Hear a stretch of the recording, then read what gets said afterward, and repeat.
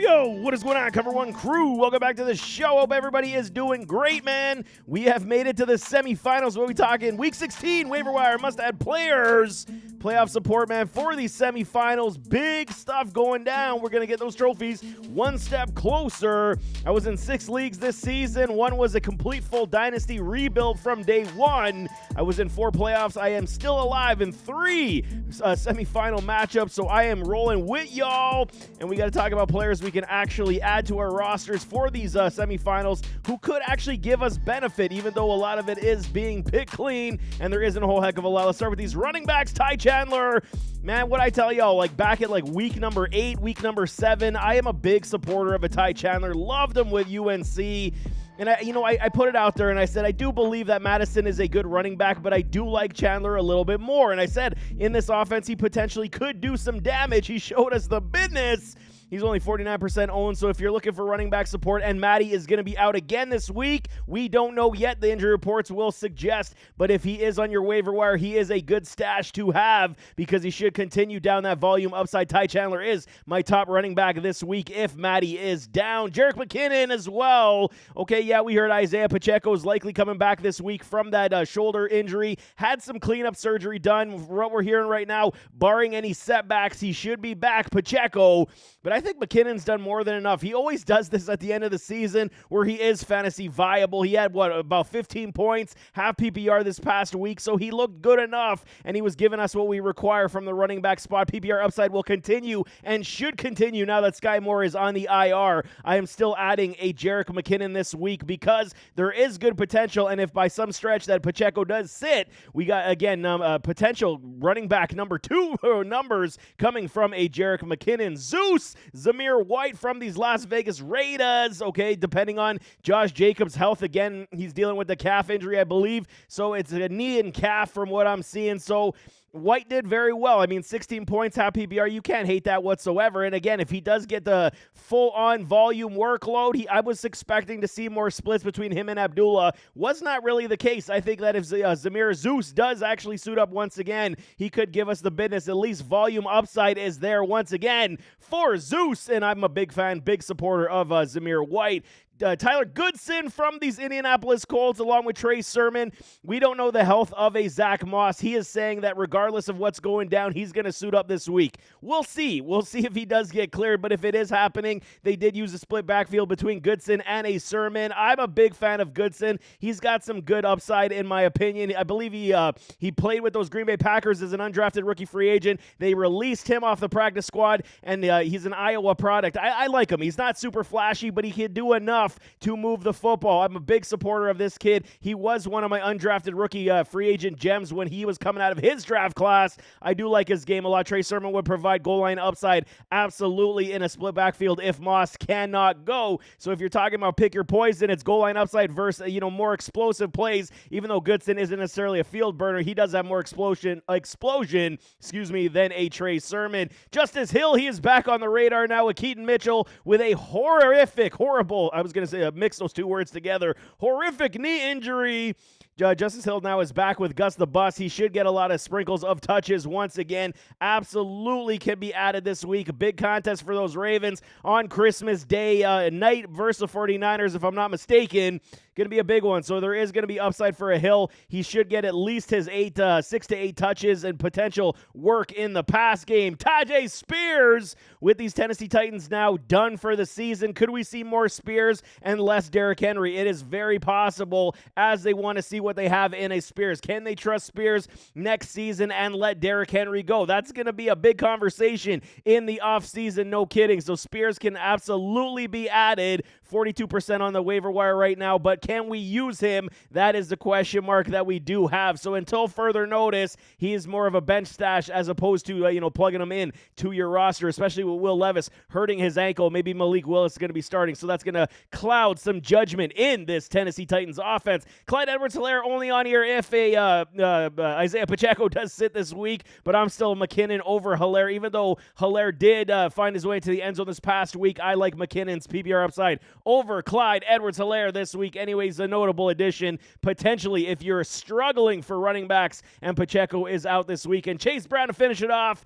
With no Jamar Chase, we should see a lot more from the running backs, and Brown has proven it, man, week in, week out. He did not play very well this past, or I shouldn't say that. He didn't give us the points that we require this past week, but he still played very well, and he is definitely a notable running back addition this week as well. Quarterback time, Baker Mayfield, the Bake Show. He is showing it once again. Unbelievable contest he had at Lambeau Field. Only 2 quarterbacks in NFL history have had a perfect passer rating at Lambeau. That is Aaron Rodgers, and now that's Baker Mayfield. Unbelievable what was going down. They played absolutely superbly, and Baker Mayfield can absolutely be trusted for all you streaming quarterbacks, players. 51% on the owned rate now for the waiver wire for Baker Mayfield, 239 points. He is taking on these Jacksonville Jaguars, who, have seen better days on the defensive side, and the way Baker's playing, feeding. Finally, we saw him feed a Chris Godwin on the field, so this is maybe signs of things to come where Baker can absolutely support all these weapons on the field. It is big positives, big ups for a Baker Mayfield, and if you're streaming quarterbacks this season, he can absolutely be trusted this week as well. Jake Browning, he's been playing extremely well.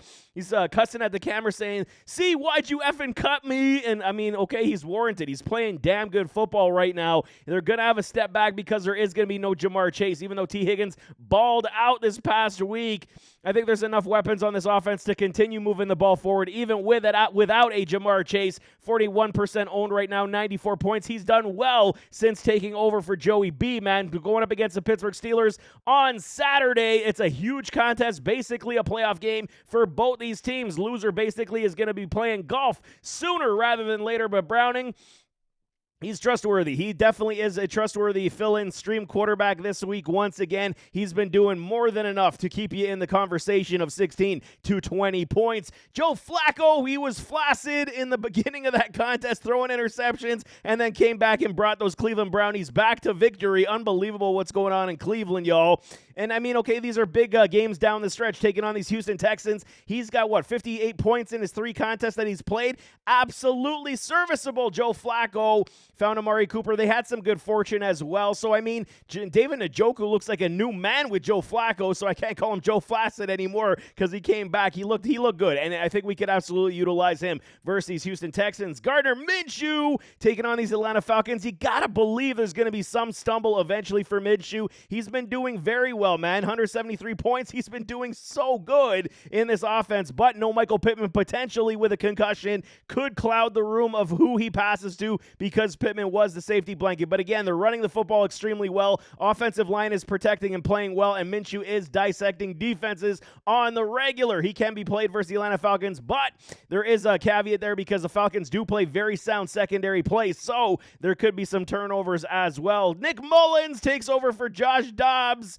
And he did decently well, better than that. 22 points in his first contest in a long time. He's got JJ, he's got Addison. I mean, they're playing very well. And as long as you got guys like that, just throw it in their vicinity and they will make plays. We saw what Addy was able to do. What a contest. He won a lot of people games, including myself this past week. Nick Mullins absolutely on the radar. And Derek Carr taking on the Los Angeles Rams on Thursday Night Football, coming off one of his better games of the season. Derek Carr, I mean, it's one of those things up and down. Can we trust him? And that was without Chris Olave, which is kind of funny. He has his best day without CO2. I don't know what's going on, so hopefully CO2 is back this week on a short week, rests off the ankle, and then Derek Carr, he is absolutely viable to be streamed once again versus the LA Rams. Wide receiver time, like I said, Jamar Chase is no longer. He is dealing with that AC joint shoulder injury, likely out 1 to 2, 3 weeks potentially. We may not have him for the finals. That's a big problem, so who can we replace with? Tyler Boyd is my top waiver wire priority for wide receivers. 45% ownership right now, almost 100 points. He's been an afterthought in this offense basically the entire season, but now without Jamar Chase, you know he's going to have his target share uplifted massively. T. Higgins should be the number 1 priority, and then Tyler Boyd, and then to round it out with the rest of them with the running backs and potentially the tight end. So Tyler Boyd, 45% owned on the waiver wire right now. He should be there in a lot of y'all's leagues, so definitely keep your eyes peeled for a Boyd and put in your top waiver priority for him at the wide receiver spot. Noah Brown, impressive, I gotta say, without a CJ Stroud dealing with the concussion, and we had Case Keenum tossing the football. Noah Brown had a very good day, 40% owned at 78 points. easy wide receiver 3 flex play once again this week without potentially, again, Nico Collins. We'll see how that does transpire on the injury report this week. And if CJ Stroud does come back, which he should, we haven't seen any player, especially quarterback, take any more than a week off when they deal with a concussion problem. So Noah Brown would still be uplifted here because he did look good, that he looks like he's over the knee problem, and he was giving us very good point productivity. Noah Brown definitely on the priority list. Josh Downs, we're down for Downs. Okay, hear me out. As long as Pittman is out, they got to throw to somebody, and we're going to see a lot of Alec Pierce and a Josh Downs. So first right to refusal, I'm going to say, is going to go to Josh Downs. They got to give him the football, a.k.a. the same way that they're feeding a Michael Pittman. So it's all predicated upon if Michael Pittman is going to suit up in this contest or not. If he does not, took a massive shot, man. He was flying through the air and took a massive headshot. So I don't foresee him playing this week. I'd be really shocked if Michael Pittman clears concussion protocol, but stranger things have happened. So if he does not suit up, Josh Downs should see a massive influx of targets and would be fantasy viable based on target share potential, 110%. Curtis Samuel, baby, what I tell y'all last week on the waiver wire, said pick him up, and then I called him a boom, and it was a massive boom, man. He had a big day, 2 tutties. And okay, going up against a tougher opponent this week, is it going to be tough sledding? Yes, it is. Sam Howell did not look good, and Jacoby Brissett came into play, and he absolutely uplifted the offense. So there is potential that Sam Howell does get back on track, or they do go with a Jacoby Brissett. So either way, I told y'all, Eric Bieniemy loves himself some Curtis Samuel. He is the safety blanket play, and you're getting anywhere from 6 to 8 targets a week now, and they're starting to get in red zone appeal. Samuel is an absolute pick up and potential play this week once again. If you're looking for wide receiver upside and you don't have much help on your bench, Samuel, absolutely pick him up this week because he could be another dynamo. Josh Palmer taking on the Buffalo Bills and the LA Chargers with Easton Stick. It's not good. I mean, the Buffalo Bills should stick it to stick this week as they dominated those Dallas Cowboys. But, I mean, garbage time potential once again for Josh Palmer should definitely be here. He could be trusted in that flex wide receiver 2 spot once again, depending on the health of Keenan Allen as well. Target share will be justified that way, so we will watch the injury report for a Keenan Allen. If Keenan sits, Palmer absolutely can be plugged and played in our rosters. Wicks! His first name, Don Wicks. It's a bigger name. I can't pronounce it right now, okay? It's too difficult, but Wicks is good, man. Okay, Jaden Reed, he did go down with a toe injury, came back in that contest, but Wicks did have a big contest this past week, so if Reed can't go, Christian Watson is still out. Injuries is the name of the game. Wicks could absolutely be a plug-and-play once again this week, as Jordan Love is no stranger to feed his wide receivers on the regular. Almost 70 points. Wicks is 3% owned, so he is going to be there on everybody's waiver wire, so watch the injury report for that if you're taking a shot on Wicks. Treylon Burks, he's back in the mix. Had a decent contest, but likely no Will Levis. We'll see how he's doing on that ankle injury. If it is Malik Willis, he can still sling the football. And Treylon Burks, we've just been waiting for something to come to pass. Can it be trusted? It's tough to say, man, but at least he's back on the radar at this point. We'll see what happens with the quarterback spot, if it is going to be Will Levis or Malik Willis. If Willis comes back, that actually might help a Treylon Burks, as they have had chemistry in the past as well. Like I said, Alec Pierce with a Josh Downs. If there is no Pittman, Pierce would absolutely be fantasy viable because they got to throw to somebody, and these are your top 2 wide receivers in Indianapolis at this point. Without a Michael Pittman, Pierce could absolutely be plugged and played if a Pittman is not there. Robinson, he's okay right now because he's finding the end zone in LA, Demarcus Robinson, and he could continue, but Tutu Atwell apparently has cleared concussion protocol, so Tutu should see his role back as a wide receiver 3, relegating Robinson back down to wide receiver 4, which could be a problem for target share. So you're going to be playing the boomer bust card where he's going to see 3 to 4 targets and you're praying for a touchdown upside. It's not going to be great. So, I mean, he is there in deeper leagues, 14-team leagues. Absolutely, Robinson is on the radar. In 12-team, I would pause until we see further notice. Richie James, he finds his way back on the list because Sky Moore for the Chiefs is out on the IR now. So you got to throw to somebody, man. Kadarius Toney is dropping everything to come his way. Patrick Mahomes needs somebody he can trust, and Richie James is absolutely a very capable slot wide receiver to move the chains, something they want Sky Moore to be, and he's just not. So we'll see. Target share is definitely going to be a problem. Can we trust Richie James in the semifinals? I am very skittish, but there is potential here.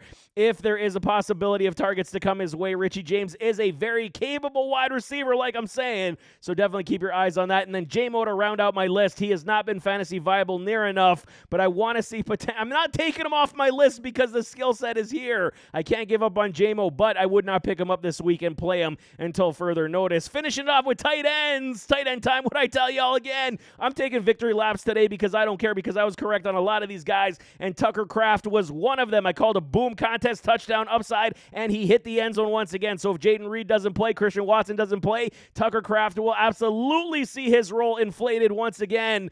He's a good tight end, man. And like I said before, I do believe he is better than Luke Musgrave as the complete package tight end and should have his role continue in Green Bay with Jordan Love. So I do like the pickup of Kraft again this week. If injuries are the way they are, he could see a big role and another touchdown could be forthcoming. Hunter Henry, I was wrong on Hunter this past week. I called a bust for Henry, and okay, Billy Zappe is finding him on the regular. He had a lot of good, he had 2 touchdowns if I'm not mistaken. A lot of good open catches for him this week. Should continue as they don't trust necessarily any of the wide receivers, and this is what Hunter Henry should have been in this offense anyway. I just didn't foresee it coming because he has not boomed back-to-back basically all season since week 1 and 2. So, I mean, Hunter Henry, depending on matchup play, obviously, if you have no other options at the tight end spot, he is only 20% owned. He's almost at 100 points. So as long as he's finding his way into the end zone, it is a very big positive. If he doesn't, he's getting you 3 catches for, 35 yards and giving us an absolute stinker. So, I mean, Hunter Henry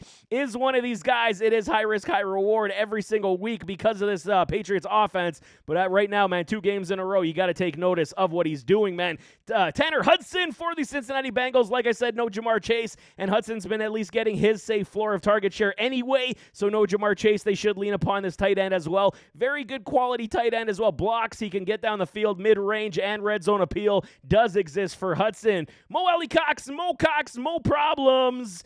More problems for those Indianapolis Colts because, like I said, Pittman it could be out, so now everybody now becomes a potential fantasy viable option here. Mo Cox found his way into the end zone, if I'm not mistaken, this past week, and he should, again, continue his role as the tight end. You need some safety blanket play for Minshew, and he could be a potential fill-in play. Very much high risk, high reward for Mo Cox. Mo problems, but Mo Cox is back on my radar. Michael Mayer, he is a very good tight end, quality tight end. It just, you need a quarterback to feed him the ball. He had a very good game this past week. Could it continue once again? I mean, it's easy when the Raiders put up 63 points on the scoreboard.